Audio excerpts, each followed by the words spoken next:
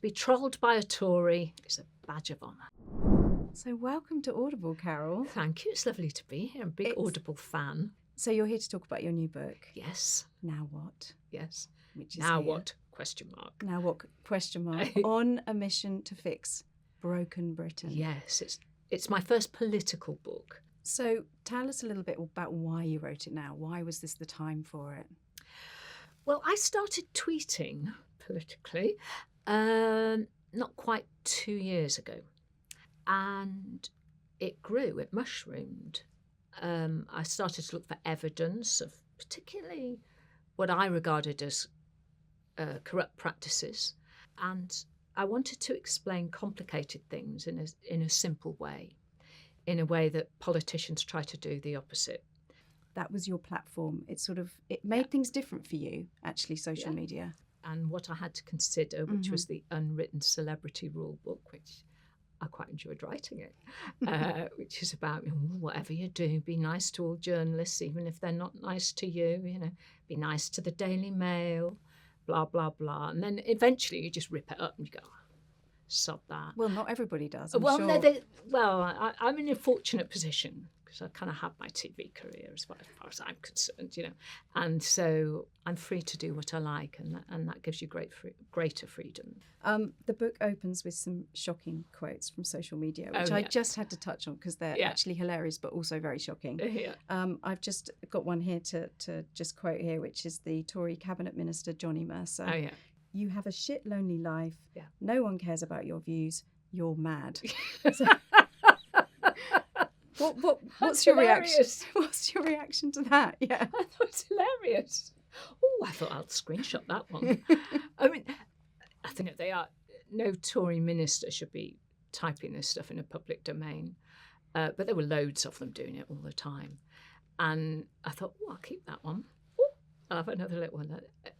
I'll have a little screenshot of that. I'm just trying to show what happens online sometimes, and then they will stand there and pretend that they are the most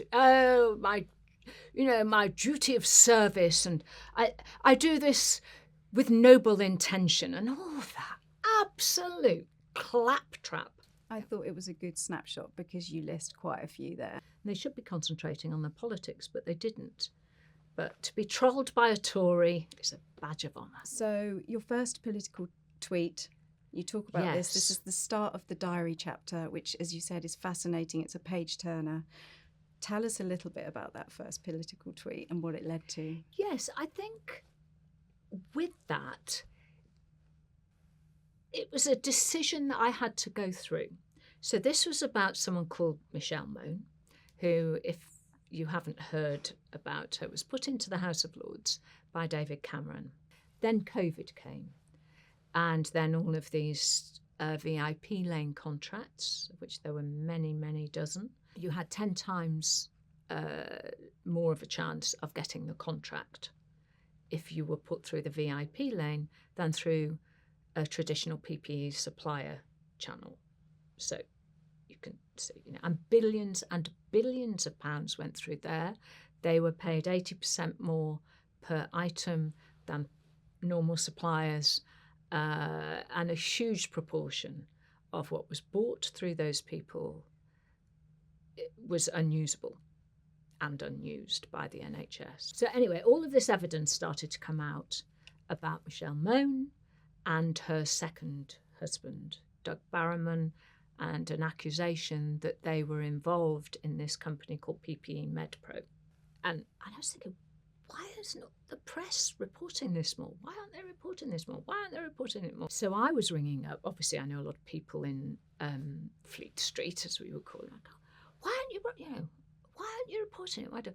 We've been issued with what's called a SLAP, which is a legal letter to sort of keep journalists down, really. It's saying, if you print this, we'll sue you.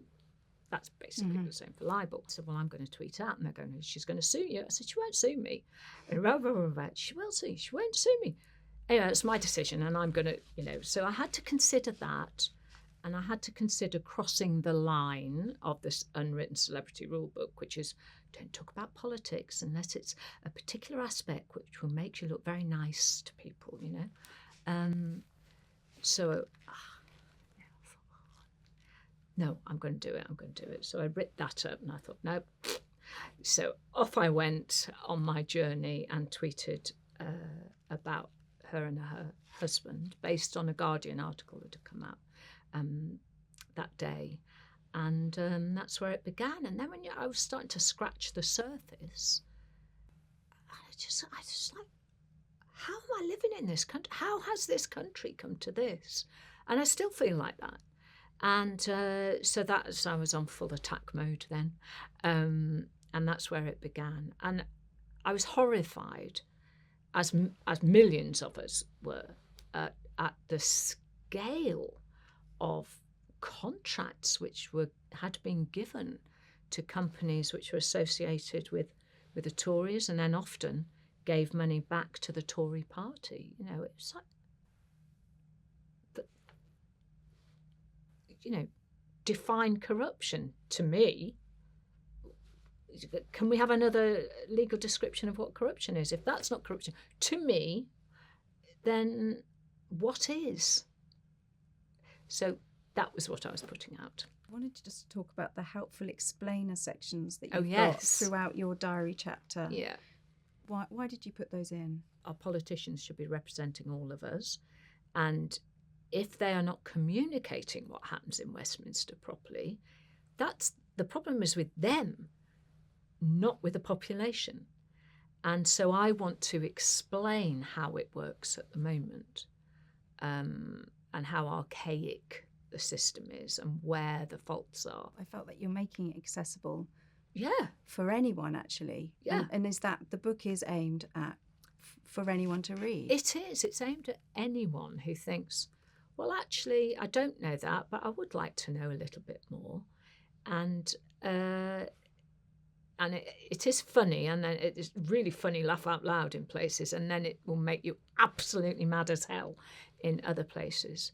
But I have written it as a journalist who, as someone who's tried to communicate how to do times tables for the last 40 years, similar sort of thing. It's like, actually, it's not that difficult. You just got to know the steps. And you make some good suggestions, like national service for MPs, which I love. National service for MPs. So do you remember in the run-up to the election? I do. Oh, yeah, national service for all young people. And so I suggested that they have national service for MPs. So as soon as they're elected or re-elected, for the first year of a parliament, they should spend 3 days every month doing one of 12 jobs. So during the course of the first year, they don't have to do it every year, but just in the first year. But most of those jobs should be in the public sector, so they learn about it. So either they work, I don't know, as a hospital porter, they work on the trains pushing the trolley and talking to people and serving them cups of tea. They might work in the water industry, but they have to do things that are not in management, because otherwise nothing changes. Otherwise it's the elite just maintaining these positions of privilege and power, and it's wrong, and it didn't used to be that way. It has got worse, not better. It's got worse, and I can't bear it. I truly can't bear it. So for someone who's not sure that they know enough about politics, they don't think that they're highbrow enough, they don't know what sort of difference they can make themselves, they're so busy with their own lives. Absolutely. What's your message to them with this book, and also just generally? Well, the message is that politics affects everything. Most of the Westminster bubble actually try to keep the general population, if you like, out of politics. That's part of the reason why we're being failed, and people feel the disconnect, particularly young people. And I don't blame them. I don't blame anyone for that. So you really enjoyed recording the audiobook. I really did, yeah. It was a good experience. I really did. And where I've put things about corruption or misdemeanours, let's say, and I get really cross about it. Sorry.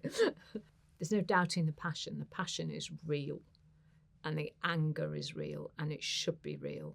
And I won't submit to the, oh, well, one should behave in a particular manner, because that just escalates this nonsense. I go, well, one should behave in a particular manner, give us back our money, and stop giving contracts to your mates, and stop doing this, that, and one should behave, you see. I hope the launch goes well. Yeah. Good luck with everything. Thank you. I have one last question. Yes. And that is, if you were Prime Minister for the day, yes, what would you do first? I'd change the code of conduct first. I would get my house in order. So as I put in the book, in the plan for change, code of conduct, I'd have DBS checks on all potential members of Parliament. They would have to operate in a way that other people in the public sector have to operate. I mean, is that so bad? So all of the things that other people get sacked on, immediately they would too. I would introduce, because they've become very fond of lying in Parliament, in the House of Commons. And when they're caught out, then it has to go through this committee, and then it has to go through that. And often they then don't adjust what they've said. Because some people, genuinely might say a number, oh, this has cost £200 million, and have got it wrong, let's say. They haven't deliberately tried to lie about it. They've just been given the wrong number. So then they have a certain set period of time, 48 hours, to put it right. And if they don't, they get a fine. And if they have 2 fines, you're out. No third strike, you're gone.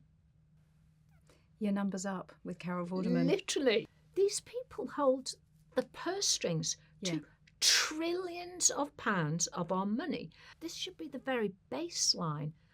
No one else should be having to say that, well, we should make the changes to put this in practice.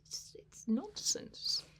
Yeah. Well, good luck with the book. Thank you. It's been lovely chatting to you. And to you I'm too. very excited to see what happens next. Now what?